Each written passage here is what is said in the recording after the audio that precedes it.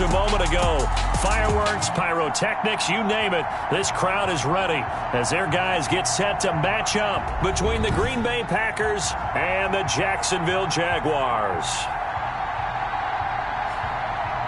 Alongside my partner, Charles Davis, I'm Brandon Gaudin. Charles, you look at this Jaguar team. They've certainly found their groove of late, winners of 5 in a row. And I think the sky's the limit for this team. They're playing the best football that they've played in a long time. Meanwhile, for the visiting Packers, they too were winners last time out, so something's got to...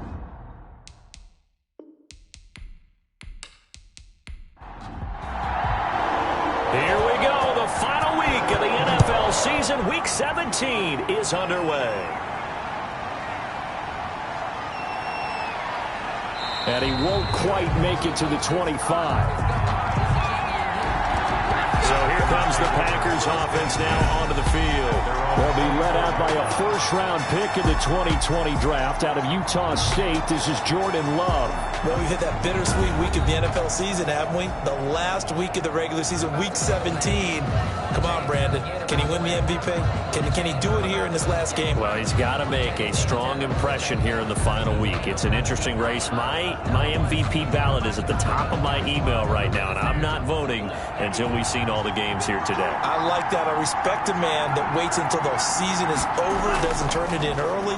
I think if he has a big game here and gets a little bit of help, maybe other guys don't play as well, he's got a great shot. Intended for from the 24, they'll go again on 2nd and 10.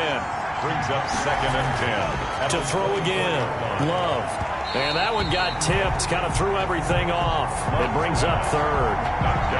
They have to like what they've done defensively here at the outset of this drive. They forced a couple of incomplete passes, bring up a 3rd and 10. Don't be surprised to bring a little pressure on this snap. So now an early 3rd and 10 here on their opening drive. Now Love. Now they go screen. It's complete. And he'll wind up losing yardage here back at the 21-yard line. I love the intelligence the defense just showed there. Read their keys, saw the screen developing, ran to it, and smothered it. What a 3rd down stop by them.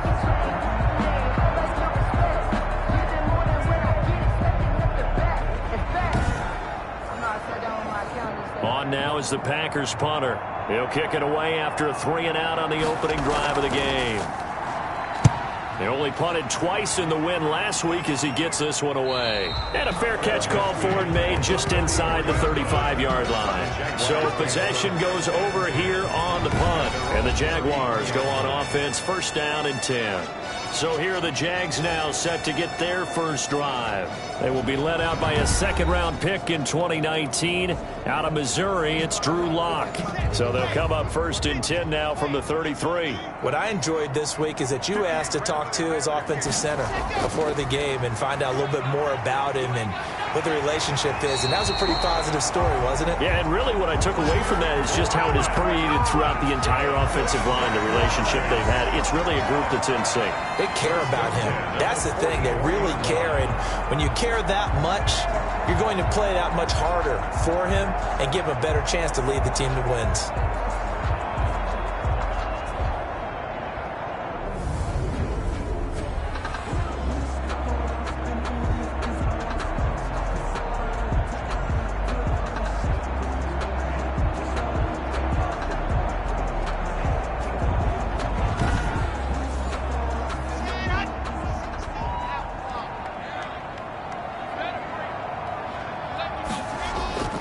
They keep it with Fournette on 1st down. Just a yard on the 1st down carry, so it's 2nd and 9. He was brought down at the 45-yard line. 1-yard gain. Brings up 2nd and 9. Now Leonard Fournette. And this will be taken across midfield and into Green Bay territory. Good work to pick up 7 yards there. That gets them into a 3rd and 1 situation. That's a really nice job by them picking up the run blitz and detecting it and blocking it and turning it into a nice run. And a lot of times you think if you blitz a running play, you're going to smother it. But a lot of the blitzers, they come in a little bit high. They don't have great leverage, and they're easily blocked and turned to the side. Lock to throw on 3rd and 1. That's complete to Disley, the tight end. And he is going to have a Jags first down as they're able to get the third down conversion. But forget the run on 3rd and 1. They shock the D and rip off a pretty big play. And that was good protection there. No, that was great protection there because it allowed him to lock in on his receiver. Although I think he was looking for his tight end on the corner route all the way. Nice connection there for a really nice gain.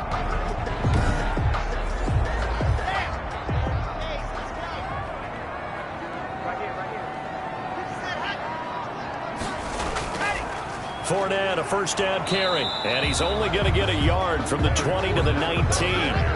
The run only got a yard. Here's 2nd and 9. A gain of a yard. Brings up 2nd and 9. From the gun, it's Locke. And he just chucked that one out of bounds, out of everyone's reach. Maybe a wise call not to take a sack in this part of the field. It brings up 3rd down. And 9 yards to go. From the gun on 3rd down, Locke. I think he had to unload that one before he wanted to. He was right up in his grill. I think he was a dentist there without a license, don't you? Just not enough time for the play to develop. Just lucky it wasn't a fumble, really. It is good. Makes the score Jaguars 3, Packers nothing. In the end, the opening drive, Charles, does yield points. Maybe not the touchdown that they wanted, though. Yeah, but bottom line, they wanted to get something out of that drive, and they did that. 3 points, they won't turn that down at all. And he'll be tackled just shy of the 25. First and 10 at their own 24-yard line. The Packers offense here coming back out for their 2nd drive. The partner just looking at some of the struggles they've had this season. The playoffs are not in their future. As they start to peer toward the offseason, what moves might they make? I think the running back position, and I know we talk all the time about the NFL being a passing league, but the teams that run the ball effectively, they're the ones that go deep into the playoffs and go to the Super Bowl. They have to upgrade here. And you and I both know in recent years in the draft, people have shied away from taking a runner early, but there's that special one there. I say they go get him. That's the danger, Charles, of running plays like this for your wide receiver. They can hit big or they can be duds. Yeah, you're exactly right about that, because if they're forced to try and go around defenders behind the line of scrimmage, sometimes you can give yardage in order to gain it. But in this case, they gave yardage and didn't get it back.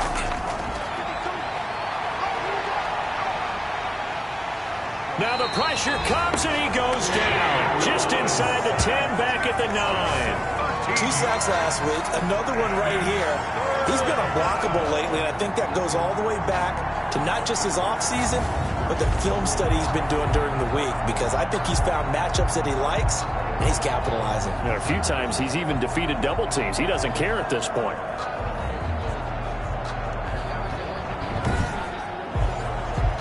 After the sack, they'll come up now 3rd and long. Yeah, I wouldn't be surprised to see them run the ball here just to try and get some space. No run call here. They'll look to throw instead. Into heavy traffic, and it's intercepted. Picked off at the 33, and they will take over at the 29-yard line. What a start defensively. Your offense goes out, gets the touchdown, and then you get the interception. Just perfect. How about the discipline that they showed on defense? Because after the offense scored to go up 7-zip, you would think they might be a little extra aggressive trying to get back at them. Instead, they read their keys well. When they took the shot downfield, they were more than prepared for that one. And as this offense makes their way back out, it's AFC playoff race time as we give you a look. And for them, it's no longer a question of will they make the playoffs. They've clinched the division title. The question, can they hold on to that #1 seed? And this is where the mental fortitude comes to play, doesn't it? Because now you're not just the coach talking about it, his team talking about it to each other, supporting each other, carrying each other along, because having that #1 seed means everything in the NFL. It does. So even though the division title's clinched, shouldn't take the foot off the gas. No, not at all. Play it all the way through, and I think we've seen that in recent years in the NFL. The teams that play and play to win each and every game, they're the ones to deal with in the playoffs. They had to settle for 3 last drive, hoping this second go-around ends in 6. In good position, 1st and 10. And they get to him quickly here as he stopped right around the 13. It was Chuck Clark coming up to make the tackle. 1-yard gain brings up 2nd and 9.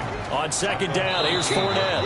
And they'll go backwards here, losing yardage to the 14. It's a loss of a yard, so it's back to 3rd and 10. That was well played there defensively. 2 tight ends in the formation, which essentially gave them 7 blockers up front. Hard to imagine with all that size and beef that they could let a tackler through, but that's exactly what happened. A loss resulted. The Packers bringing in an extra member of the secondary here to try for the 3rd down stop. Shotgun snap to Locke.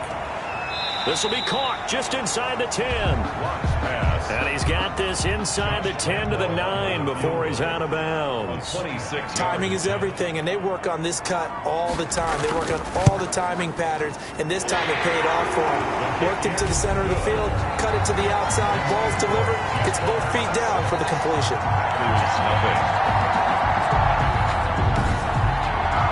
So scores on their first 2 possessions, but 6-0, so field goals probably not what they were hoping for. Man, you're exactly right about that. Not what they were hoping for, but they should be happy that they have points on the board. It almost feels like that old slow and steady wins the race, doesn't it? In this case, though, they want to be slow and steady now, but get explosive later and put the points up on the board. Jordan Love and the Packers heading back out there. He'll look to shake off the interception on the opening drive. He should at least be comforted that it resulted in 3, not 6. And if I were him, I would be the guy all the way out on the field greeting my defense now, saying thanks a lot. You held them to a field goal after I turned it over. That's a big defensive stand for them. He needs to go out now and make up for what he did on the first drive. 2 yards on the pickup there. It'll be 2nd and 8. 2 yards on the pickup. It's 2nd and 8.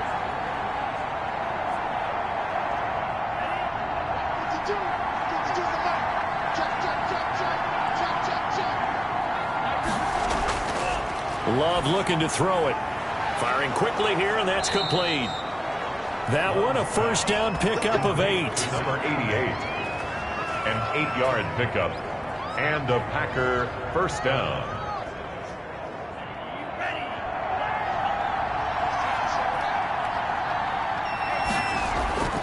Love from the gun.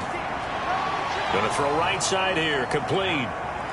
Down the numbers. There he goes. Touchdown, Packers. A big play there. His 6th touchdown of the season. And the Packers have drawn even here with the extra point to come. As a former DB, you might not like to see that, but from a wide receiver's perspective, those are the plays they dream of. Correct on both counts, all right? Because once he took off, I mean, let's face it, that should have been done in Big Sky Country. Aren't any speed limits out there? And off he went. Glad I wasn't the one trying to chase him. It's up and good, so they go the conservative route instead, and it gets them a 7-6 lead here in the opening quarter. 6.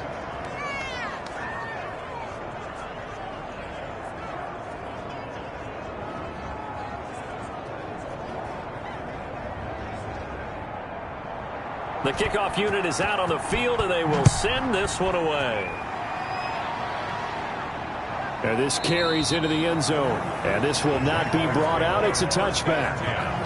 At their own 25-yard. Now out come the Jags. They're kind of searching for that magic elixir. You know, they're moving the football a little bit, but not with any great consistency. I love that term you just used, elixir, right? Old school. Old school. I love that because you don't want to put too much pressure on your defense as well, all right? If you're kicking field goals, that's great, but your defense has to keep going out there and holding the other team.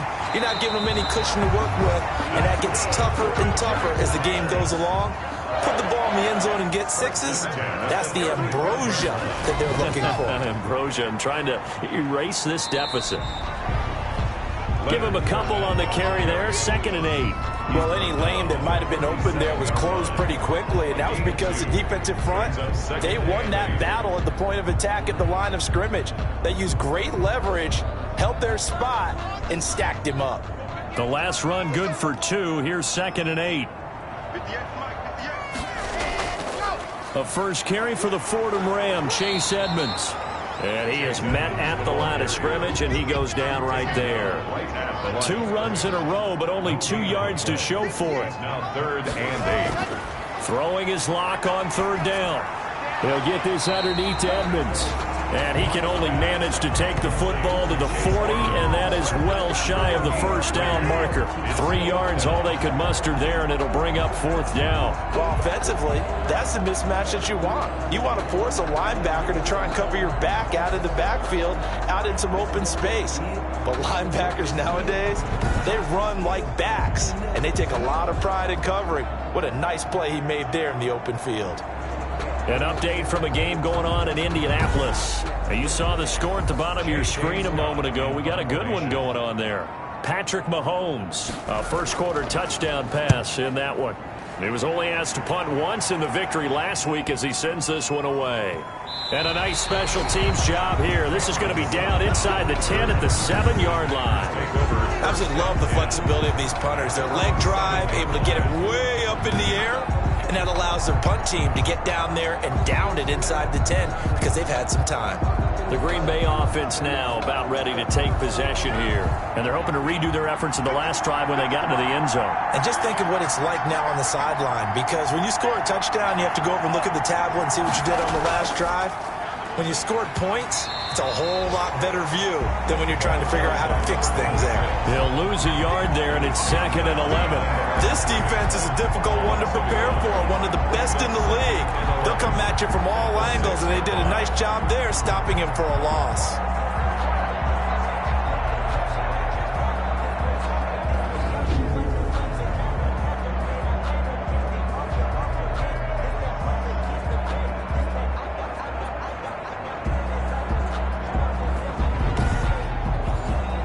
After the loss to start out, here's 2nd and 11. Out of the shotgun, it's Love. And this is taken in one-handed. What a catch. He's already topped his receiving output from a week ago, and we're just in the first quarter, as that's a first down. Those are the kinds of plays right there that show you why he's the number 3 man in the NFL in terms of receiving yards. Also tells you there's a full combination of what he's got going in his game. You name it, from route running to catching the football. That's why he's able to produce those types of numbers. Now they can breathe a little easier, some room to operate, as they've got it 1st and 10 now out past the 20. Love. Oh, he's got a man wide open, complete. And they'll get it all the way up about 5 yards shy of midfield. Back-to-back receptions for him, and it's another first down. On that catch, he's already eclipsed 100 yards here in the first quarter. Charles, he's on pace for over 400. And playing with great confidence, isn't he? I think he probably had it coming into the game.